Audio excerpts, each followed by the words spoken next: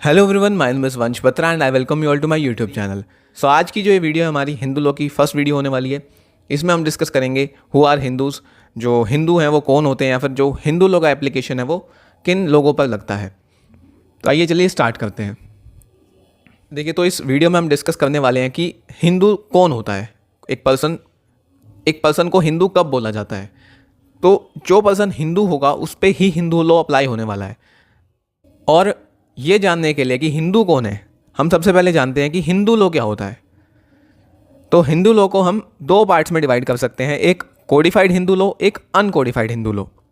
देखिए, codified law का क्या मतलब होता है। कोडिफाइड लॉ वो लॉ होगा जिसके लिए पार्लियामेंट ने या फिर लेजिस्लेचर ने एक पर्टिकुलर एक्ट बना दिया होगा, उसको हम कोडिफाइड लॉ बोलेंगे। वहीं जो अनकोडिफाइड लॉ होगा उसके लिए कोई एक्ट पार्लियामेंट ने या फिर लेजिस्लेचर ने नहीं बनाया होगा, बल्कि उसके जो रूल्स जो फॉलो किए जा रहे होंगे वो कस्टम यूजेस और जो प्रेसिडेंट्स हैं, जो जुडिशियल डिसीजंस हैं, उसके बेसिस पर उसके जो रूल्स हैं वो फॉलो किए जा रहे होंगे। तो जो हिंदू लॉ है वो कोडिफाइड भी है, अनकोडिफाइड भी है। जो कोडिफाइड हिंदू लॉ है उसमें हमारे 4 एक्ट्स आते हैं, जो कि है Hindu marriage act, Hindu minority and guardianship act, Hindu succession act and Hindu adoption and maintenance act. वहीं जो अनकोडिफाइड हिंदू लॉ है उसमें हमारे कुछ टॉपिक्स आते हैं, जैसे कि जॉइंट हिंदू फैमिली, को पार्टनर, या फिर राइट्स एंड पावर्स ऑफ कर्ता, जॉइंट फैमिली प्रॉपर्टी, या फिर पार्टीशन एंड रीयूनियन। तो ये हमने जाना कि हिंदू लॉ क्या होता है, उसको हम 2 पार्ट्स में क्लासीफाई कर सकते हैं। एक बात यहाँ पर जानिए कि जो कोडिफाइड हिंदू लॉ है वो approximately 90 to 95% Hindu law cover करता है। वहीं जो अनकोडिफाइड हिंदू लॉ है वो बाकी 5 से 10% के बीच में कुछ टॉपिक्स हैं जो रिटर्न नहीं है, जो कि अनकोडिफाइड हिंदू लॉ में आते हैं। तो बेशक वो जो लॉ है वो कोडिफाइड हिंदू लॉ हो या फिर अनकोडिफाइड हिंदू लॉ हो, वो उस पर्सन पर अप्लाई होने वाला है जो पर्सन हिंदू होगा। तो किस पर्सन को हम हिंदू बोल सकते हैं या फिर कौन जो है हिंदू होता है वो हम देखते हैं। देखिए, यहाँ पर 3 कैटेगरीज हैं। इन 3 कैटेगरीज में अगर कोई पर्सन आता है तो हम उसको बोल सकते हैं कि वो पर्सन हिंदू है। पहला, जिसका रिलीजन या तो हिंदू हो, जैन हो, सिख हो या फिर बुद्धिस्ट हो, उस पर्सन को हम बोलेंगे वो हिंदू है। दूसरा, जिसके पेरेंट्स हिंदू हों, उसको हम बोलेंगे कि ये हिंदू है। इन तीनों पॉइंट्स को हम एक एक करके अच्छे से डिटेल में डिस्कस करेंगे। अभी आपको मैं सिर्फ ओवरव्यू दे रहा हूँ। तो दूसरा, जिसके पेरेंट्स हिंदू होंगे, या फिर तीसरा, वो पर्सन भी हिंदू कहलाएगा जो कि मुस्लिम, क्रिश्चियन, पारसी या फिर ज्यू नहीं है, या और साथ ही साथ वो किसी और लॉ से भी गवर्न नहीं होता। कोई पर्सन मुस्लिम, क्रिश्चियन, पारसी और ज्यू नहीं है और साथ ही साथ उस पर कोई और पर्सनल लॉ भी अप्लाई नहीं होता, तो वो भी पर्सन हिंदू कहलाएगा। तो फर्स्ट यहाँ पर हम आते हैं कि हिंदू बाय रिलीजन पर। ये जो तीनों पॉइंट्स हम एक एक करके अब डिस्कस करते हैं डिटेल में। तो फर्स्ट आ गया यहाँ पर हिंदू बाय रिलीजन। इस कैटेगरी में यहाँ पर 3 पॉइंट्स आते हैं। इन तीनों पॉइंट्स में जो भी पर्सन फॉल करेगा वो उस पर हिंदू लॉ अप्लाई होने वाला है, या फिर हम ये बोल सकते हैं कि वो पर्सन हिंदू होगा। तो फर्स्ट यहाँ पर क्या है कि कोई पर्सन अगर हिंदू रिलीजन का है, इंक्लूडिंग ए वीराशिवा लिंगेट, या फिर फॉलोअर है ब्रह्मो, प्रार्थना या फिर आर्य समाज का, उसको भी हम हिंदू ही बोलेंगे। तो इस पॉइंट में ये बोला गया कि कोई पर्सन अगर हिंदू रिलीजन का है वो हिंदू होगा। दूसरा, कोई वीराशिवा या फिर लिंगेट है, मतलब ये जो है वीराशिवा या फिर लिंगेट, ये हिंदू रिलीजन के, हिंदू धर्म के सेक्ट हैं। जो वीराशिवा या फिर लिंगेट होते हैं वो शिव जी की पूजा करते हैं। या फिर कोई पर्सन ब्रह्मो, प्रार्थना या फिर आर्य समाजी है, उसको भी हम हिंदू ही बोलेंगे। दूसरा, कोई पर्सन जैन, सिख, बुद्धिस्ट है रिलीजन से, उसको भी हम हिंदू ही बोलेंगे, हिंदू लॉ के पर्पज़ के लिए। वैसे जैन, सिख या फिर बुद्धिस्ट जो है अलग रिलीजन है, बट हिंदू लॉ के पर्पज़ के लिए इनको भी हिंदू में ही इंक्लूड किया जाएगा, बिकॉज इन रिलीजन्स पर भी हिंदू लॉ इक्वली अप्लाई होता है, जैसे कि एक हिंदू रिलीजन के पर्सन पर अप्लाई होता है। तीसरा, यहाँ पर कोई अगर कन्वर्ट है या फिर रीकन्वर्ट है हिंदू, जैन, सिख या फिर बुद्धिस्ट रिलीजन में। अब इसका क्या मतलब है कि कोई कन्वर्ट हो गया हिंदू रिलीजन में या फिर जैन, सिख या फिर बुद्धिस्ट में। अगर मैं अब हिंदू रिलीजन बोलूँगा तो उसमें इंप्लाइड है कि जैन, सिख और बुद्धिस्ट अपने आप इंक्लूड होंगे। तो अगर कोई पर्सन है जो कि क्रिश्चियन है बाय रिलीजन, अगर वो कन्वर्ट हो जाता है हिंदू रिलीजन में, हिंदू धर्म में अगर वो कन्वर्ट हो जाता है तो वो हिंदू बन जाएगा और उस पर भी हिंदू लॉ अप्लाई होने वाला है।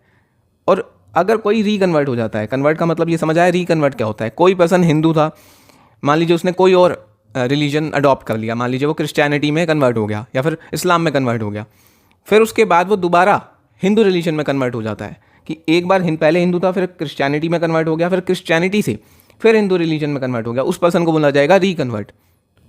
तो उस पर्सन पर भी हिंदू लॉ अप्लाई होगा।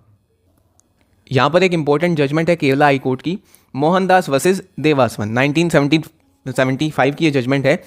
इसमें क्या बोला गया था कि अगर एक पर्सन डिक्लेयर कर देता है कि वो हिंदू फेथ में बिलीव करता है, या फिर वो फॉलोअर, वो कह देता है कि मैं फॉलोअर हूँ हिंदू फेथ का, एंड वो जो डेक्लेरेशन है वो बोनाफाइड है, मतलब वो गुड फेथ में की गई है और उसके पीछे कोई भी इल मोटिव, अल्टीरियर मोटिव या फिर अल्टीरियर इंटेंशन, इल इंटेंशन नहीं है, तो अगर उसने डिक्लेरेशन की है जो कि गुड फेथ में है, बिना किसी इल मोटिव के है, बिना किसी इल इंटेंशन के है, तो ये बोला जाएगा कि उसने हिंदू रिलीजन अडॉप्ट कर लिया है एंड वो कन्वर्जन से हिंदू बन जाता है वहाँ पर।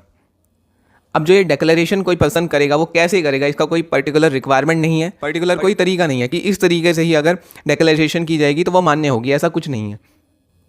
नॉर्मली ऐसा होता है कि अगर कोई पर्सन है वो मंदिर में जाके एक्सेप्ट कर लेता है हिंदू रिलीजन के, या फिर कुछ ऐसी जगह है जहाँ पर, जैसे कि बागेश्वर धाम है, वहाँ पर एक लेडी आई थी जो मुस्लिम लेडी थी, उसने वहाँ पर हिंदू रिलीजन जो है अडॉप्ट किया था और उस लेडी को हिंदू नाम भी दिया गया था वहीं पर, तो ये भी एक तरीका हो सकता है।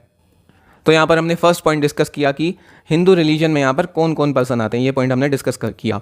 सेकंड पॉइंट पे आते हैं जो कि है हिंदू बाय बर्थ। तो कोई चाइल्ड है, उसका अभी जन्म हुआ है, तो कैसे बोलेंगे कि वो जो चाइल्ड है वो हिंदू धर्म का है? तो उसके लिए इन दोनों में से एक रिक्वायरमेंट फुलफिल होनी चाहिए, या तो उस चाइल्ड के दोनों पेरेंट्स हिंदू होने चाहिए, बोथ पेरेंट्स आर हिंदू, या उस चाइल्ड का एक पेरेंट हिंदू होना चाहिए and he is brought up as a Hindu, वो जो चाइल्ड है उसकी परवरिश एज ए हिंदू की गई हो। तो ये फर्स्ट या फिर सेकंड में से एक भी केस प्रेजेंट है, तब हम उस पर्सन को, उस चाइल्ड को हिंदू कंसीडर करेंगे। तो जो पीछे दोनों पॉइंट्स हमने देखे, इन दोनों को हम थोड़ा सा डिस्कस करते हैं कि अगर दोनों पेरेंट हिंदू होंगे तो वो चाइल्ड जो है हिंदू कहलाया जाएगा। यूँ भी हो सकता है कि एक पेरेंट हिंदू हो और दूसरा जो पेरेंट है वो जैन, सिख या फिर बुद्धिस्ट हो, तब भी उस चाइल्ड हिंदू ही कहलाया जाएगा, क्योंकि हिंदू में जब जहाँ भी एक्ट में भी अगर हिंदू वर्ड लिखा होगा तो वहाँ भी जैन, सिख और बुद्धिस्ट इम्प्लाइड होगा। अब वो जो चाइल्ड होगा वो लेजिटिमेट भी हो सकता है और इलेजिटिमेट भी हो सकता है, मतलब वो जो बच्चा है वो जायज़ भी हो सकता है फिर नाजायज़ भी हो सकता है, उससे कोई फ़र्क नहीं पड़ता। स्टिल अगर जो दोनों पेरेंट उसके हिंदू हैं वो हिंदू ही कहलाया जाएगा। दूसरा पॉइंट यहाँ पर है कि जब एक पेरेंट हिंदू हो, जैसे कि हमने पहले भी यही बात देखी कि अगर एक पेरेंट हिंदू है, one of the parents was Hindu, and यहाँ पर दोनों, ये जो दोनों पॉइंट्स हैं इनकी रिक्वायरमेंट फुलफिल होने चाहिए कि पहला तो एक पेरेंट हिंदू है, दूसरा कि वो जो चाइल्ड है वो उसकी परवरिश उस ट्राइब, कम्युनिटी या फिर ग्रुप या फिर फैमिली में की गई हो जिससे वो हिंदू पेरेंट बिलोंग करता है जब उस बच्चे का जन्म हुआ हो। इसका मैं एक एग्जांपल देता हूँ कि वो जो फादर है चाइल्ड का वो क्रिश्चियन है, वो जो बच्चे का जो फादर है वो क्रिश्चियन है और उसकी जो मदर है वो हिंदू है, and the child was brought up as a Hindu, वो जो चाइल्ड है उसकी परवरिश एज हिंदू हुई है, तो वो चाइल्ड जो होगा, वो जो बच्चा होगा वो भी हिंदू होगा। Under the modern Hindu law the child's religion is not necessary that of the father, मतलब हिंदू लॉ में ये ज़रूरी नहीं है कि जो बच्चा है वो अपने फादर का ही रिलीजन अडॉप्ट करेगा, ये यहाँ पर ज़रूरी नहीं है। यहाँ पर हमने 2 पॉइंट्स डिस्कस करे। लास्ट यहाँ पर पॉइंट है कि वो पर्सन भी हिंदू होगा जो कि मुस्लिम, क्रिश्चियन, पारसी, जू नहीं है। जो सेक्शन 2 है उसका क्लोज सी ये कहता है कि एक पर्सन है जो कि मुस्लिम, क्रिश्चियन, पारसी, जू नहीं है, वो गवर्न होगा हिंदू लॉ से, मतलब उस पर्सन को हिंदू माना जाएगा, अनलेस, जब तक ये प्रूव ना हो जाए कि हिंदू लॉ उस पर्सन पर एप्लीकेबल नहीं है। मतलब आप सोचिए एक पर्सन है, वो मुस्लिम नहीं है, वो क्रिश्चियन नहीं है, वो पारसी नहीं है और वो जू नहीं है, इन रिलीजन्स में वो पर्सन नहीं आता है। अब कोर्ट एक प्रिजम्पशन रेज करेगी कि वो पर्सन हिंदू है। अगर हमने ये प्रूव कर दिया कि मुस्लिम, क्रिश्चियन, पारसी, जू नहीं है तो नेगेटिव प्रूव हो जाएगा, जिससे पर्सन को कोर्ट प्रिज्यूम कर लेगी उस पर्सन को कि ये पर्सन हिंदू है। उस प्रिजम्पशन को हमेशा रिबट किया जा सकता है। वो जो प्रिजम्पशन रेज की जाएगी, कोर्ट जो रेज करेगी वो रिबटेबल प्रिजम्पशन होगी, कुछ और ये शो करके कि ये जो पर्सन है किसी और लॉ से गवर्न होता है, किसी और पर्सनल लॉ से गवर्न होता है। अगर वो पर्सन किसी और लॉ से गवर्न होता है तो वहाँ पर प्रूफ दिए जाएंगे कि ये पर्सन किसी और लॉ से गवर्न होता है, तब जाके कोर्ट मानेगी कि ये जो पर्सन है वो किसी और लॉ से गवर्न होता है। बट स्टार्टिंग में ये प्रिजम्पशन जो है रेज होगी कि वो हिंदू ही है। हमारे जो ये तीनों पॉइंट्स हैं, हमारी ये जो तीनों पॉइंट्स हमने स्टार्टिंग में बोले थे, ये तीनों पॉइंट्स हमारे कवर होते हैं। लास्ट हमारा यहाँ पर सेक्शन 2 में एक शेड्यूल्ड ट्राइब्स को लेकर एक पॉइंट दिया गया है, वो हम डिस्कस कर लेते हैं। ये पॉइंट यहाँ पर क्या कहता है, ये कहता है कि हिंदू लॉ जो है वो अप्लाई नहीं होगा शेड्यूल्ड ट्राइब के मेंबर पर, जो कि आर्टिकल 366 क्लोज 25 के मीनिंग के अंडर आता है। उस पर्सन पर कोडिफाइड हिंदू लॉ अप्लाई नहीं होगा। अनलेस का मतलब जब तक central government notifications official gazette में दे के ये डायरेक्ट ना कर दे कि शेड्यूल्ड ट्राइब के मेंबर पर भी हिंदू लॉ अप्लाई होगा। मतलब इन जनरल जो शेड्यूल्ड ट्राइब के जो मेंबर्स हैं उन पर जो हिंदू लॉ है अप्लाई नहीं होता है।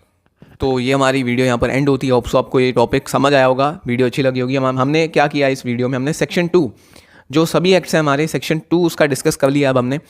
तो अगर आपको वीडियो अच्छी लगी तो प्लीज़ लाइक कीजिएगा एंड चैनल पे नए हो तो सब्सक्राइब करना।